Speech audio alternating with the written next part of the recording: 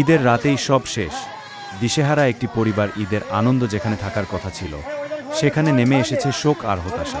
যশোরের অভয়নগর উপজেলার ৮ নম্বর সিদ্ধিপাশা ইউনিয়নের এক অসহায় পরিবার আজ সর্বস্ব হারিয়ে নিঃস্ব। রহমাতুল্লাহর পরিবারের উপর নেমে আসে ভয়াবহ আগুনে দুর্ঘটনা। মুহূর্তের মধ্যে পুড়ে ছাই হয়ে যায় তাদের বস্তুঘর সহ সবকিছু। এখন তাদের কাছে নেই কোনো আসবাব, নেই কোনো প্রয়োজনীয় জিনিস, শুধু গায়ে থাকা কাপড়টাই সম্বল। স্বামী স্ত্রী ও ছোট ছোট সন্তানদের নিয়ে পরিবারটি এখন দিশেহারা অবস্থায় দিন কাটাচ্ছে। ঈদের খুশি যেখানে থাকার কথা ছিল সেখানে আজ তাদের চোখে শুধু অশ্রু।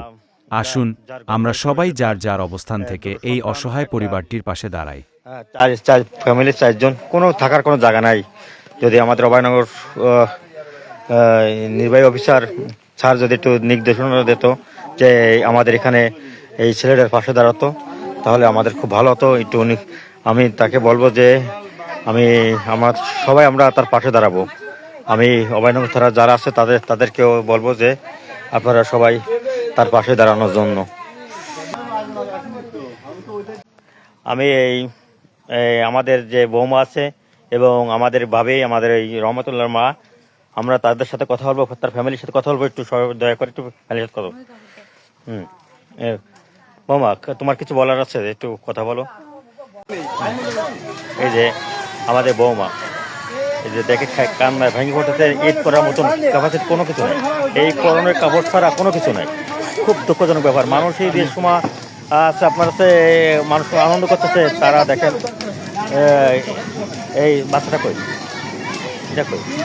এই যে এই রহমতের মা, এই যে ভাবি, তোমার কিছু করার আছে?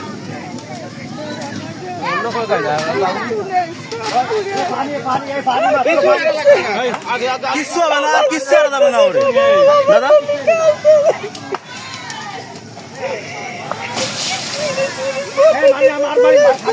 পানি মারলে বেশি হবে না, পানি মারলে বেশি হবে না।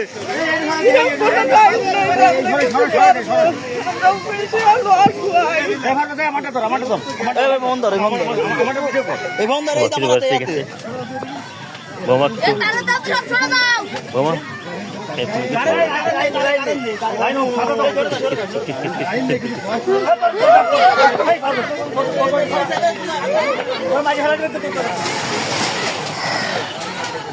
বলার ভাষা নাই।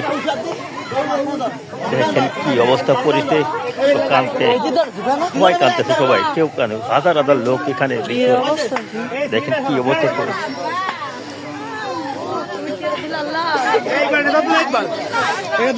কঠিন বিপদ। আল্লাহ মানুষকে এত বিপদ দিচ্ছে। আমি একজন ইউপি সদস্য না হলে 1 নম্বর আমি ঘেরি করে খাই।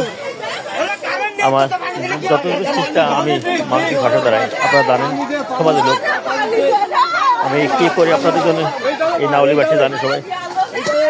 করার কিছু নাই।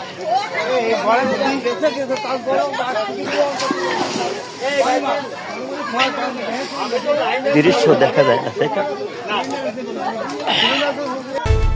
গায়ের টিভি, সত্যের সাথে মানুষের পাশে।